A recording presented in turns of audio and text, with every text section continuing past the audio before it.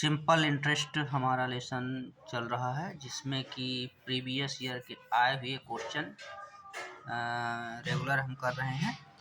और इन प्रश्नों को मैं इसके पहले 2 प्रकार से बता चुका हूँ, बेसिक एंड ट्रिक। और मैं थर्ड टाइप से इन क्वेश्चनों को सॉल्व करके बताऊंगा, जो कि और ही इजी और सेकंडों में हल किया जा सकता है इस प्रकार के प्रश्नों को। तो हम देखते हैं इन क्वेश्चनों को। एक निश्चित धनराशि 3 वर्षों में 2800 तथा 5 वर्षों में 3000 रुपये हो जाती है, तो वह धनराशि तथा साधारण ब्याज की दर क्या है। इस क्वेश्चन को हम सॉल्व करेंगे।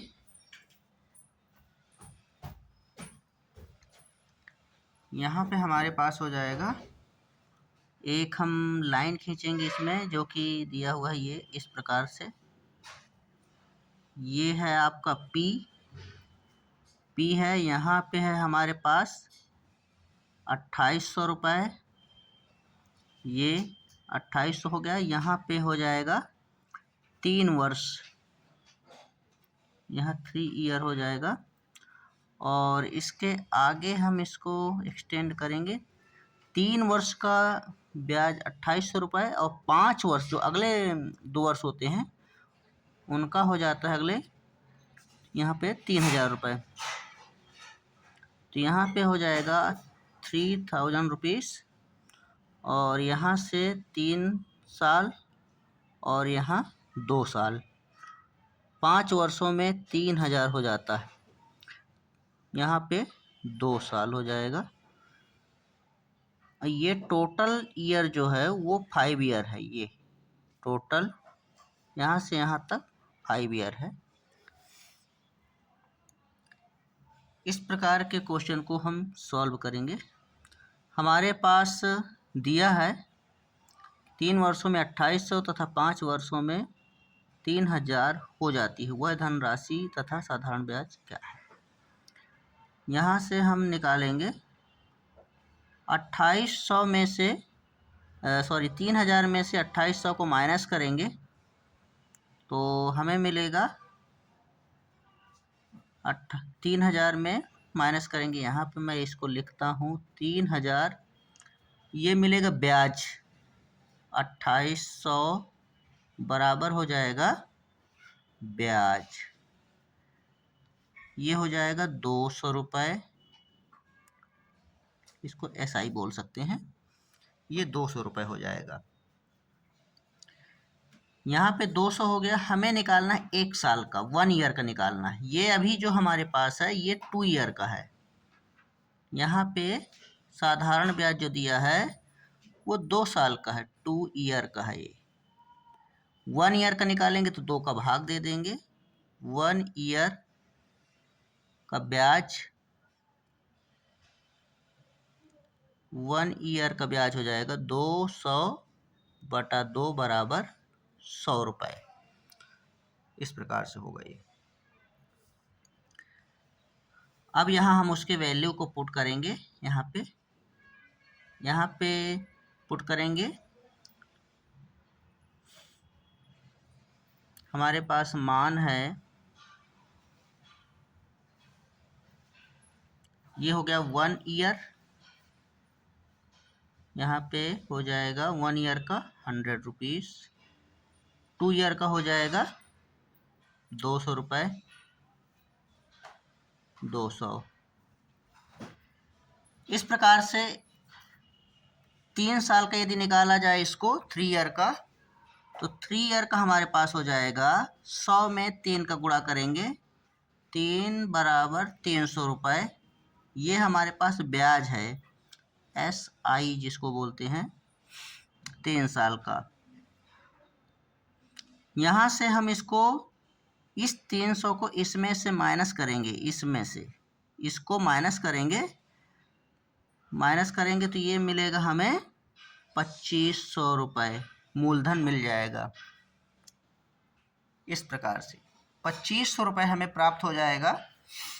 और इस 2500 में ये हमें मूलधन मिल गया, तो हमें निकालना क्या है, दर। लिखेंगे दर R बराबर निकालने का है 1 वर्ष का ब्याज बटे मूलधन गुणित 100। ये फार्मूला है हमारे पास। तो 1 वर्ष का ब्याज हमने निकाला था, यहाँ पे 1 ईयर का ब्याज 100 रुपये है हमारे पास। यहाँ पे 100 रुपये दिया है 1 साल का ब्याज। इसको हम यहाँ पुट कर देंगे 100 बटा मूलधन है 2500 गुणित 100। यहाँ से 2 जीरो खत्म, 100 बटा 25 बराबर 4%। हमें दर मिल गया। मूलधन हमारे पास है ही है, मूलधन है हमारे पास P बराबर है 2500। यही दोनों आंसर हमें लाना था। ये एक आंसर ये है हमारे पास, एक आंसर ये है। इसको प्रैक्टिस करने पे ये क्वेश्चन बहुत ही इजी तरीके से हल किया जा सकता है, एक ग्राफ के माध्यम से, इस प्रकार से। दूसरा क्वेश्चन है हमारे पास, दो समान धनराशियों को 8% की वार्षिक दर से क्रमशः 2 वर्षों तथा 3 वर्षों के लिए उधार दिया जाता है। तो इन धनराशियों पर साधारण ब्याजों का अंतर 56 रुपये है। तो वह धनराशि ज्ञात कीजिए। इसको हम सॉल्व करेंगे। दो समान धनराशि है तो हम यहाँ पे लेंगे RT। ये इसमें निकालने का सबसे बेस्ट फार्मूला है R अर्थात दर और T समय। यहाँ पे हमारे पास समय 2 दिया है, एक 2 वर्ष दिया है, दर केवल 1 दिया है। 8% की वार्षिक दर से क्रम से 2 वर्ष और 3 वर्ष के लिए उधार दिया जाता है। तो वह धनराशि पर साधारण ब्याजों का अंतर दे दिया है, 56 है। तो वह धनराशि ज्ञात करो। यहाँ पे हम क्या करेंगे कि RT फार्मूला लेंगे। RT फार्मूला है अपने पास P इक्वल टू R, इसमें 2 समय दिया है तो हम इसमें लिखेंगे T2 माइनस T1 बटा 100। ये हो जाएगा। इस प्रकार से यहाँ से हम निकाल सकते हैं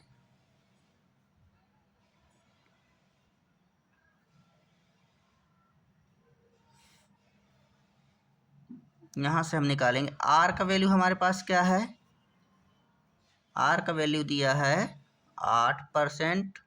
T2 अर्थात 3 में से 2 को माइनस कर लो, 3 ऋण ऐसा 3 में से 2 को माइनस करेंगे और यहाँ पे लिखेंगे 100 इक्वल टू हो जाएगा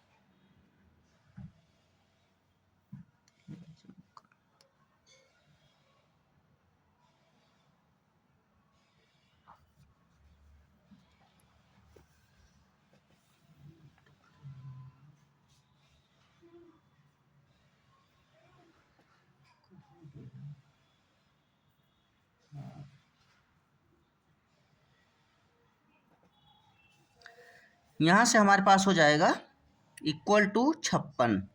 ब्याज का अंतर दे दिया है 8 गुणित 3 में 2 गया, 1 बटा 100 बराबर 56। ये हो जाएगा।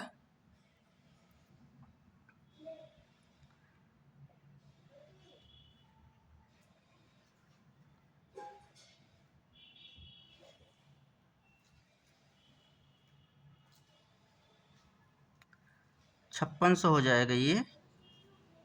सॉरी, यहाँ पे 100 नहीं रहेगा, ये परसेंटेज हम लेंगे इसकी जगह पे, 100 की जगह पे प्रतिशत लेंगे, ये ऐसा।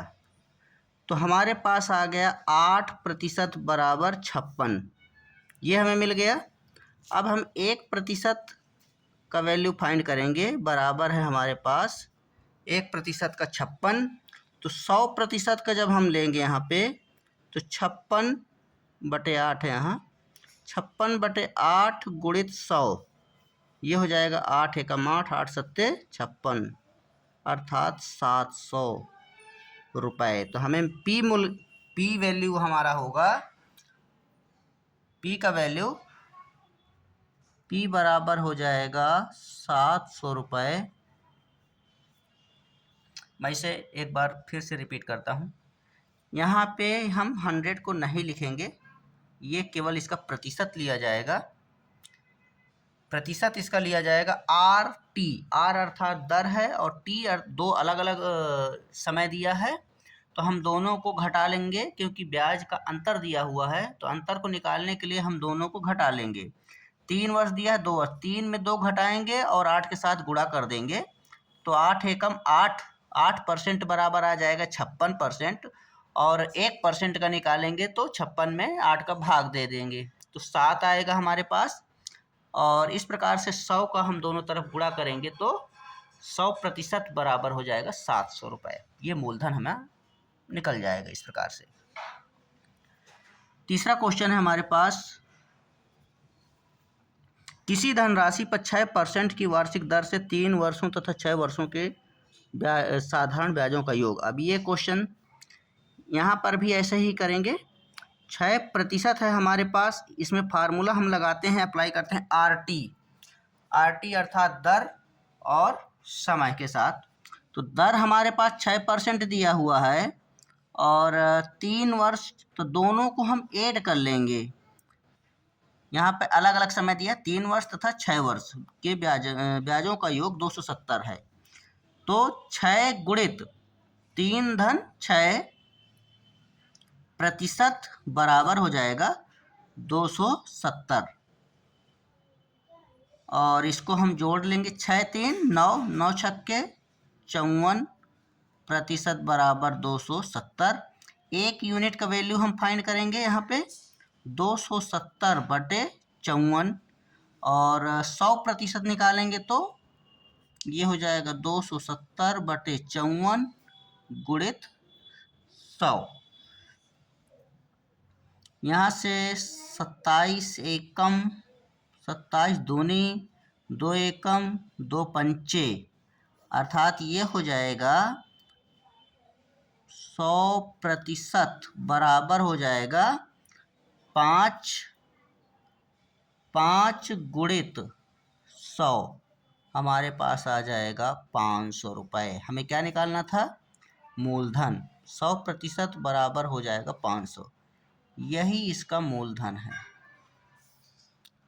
ये सिंपल और ये मौखिक हल करने का ट्रिक है, लेकिन समझाने के लिए इसको हम यहाँ पे दर्शा रहे हैं। और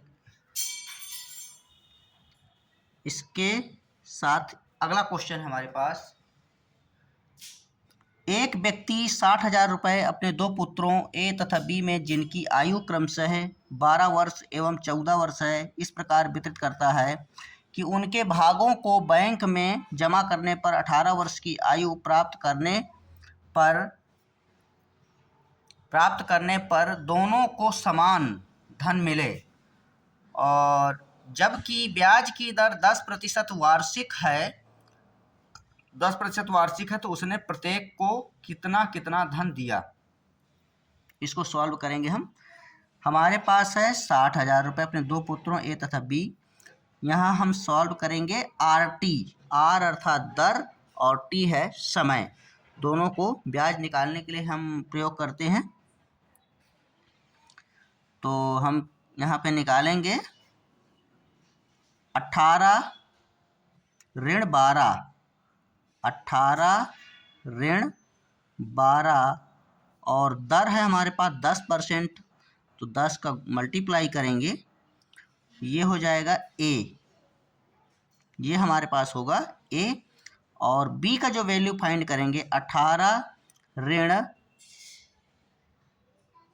14, 18 ऋण 14 गुणित 10, ए का वैल्यू हो गया 18 में 12 घटाएंगे 6, अर्थात 60 आ जाएगा, अनुपात बी 18 में 14 घटाएंगे और 4 के साथ गुणा करेंगे तो 40 आ जाएगा, 40%।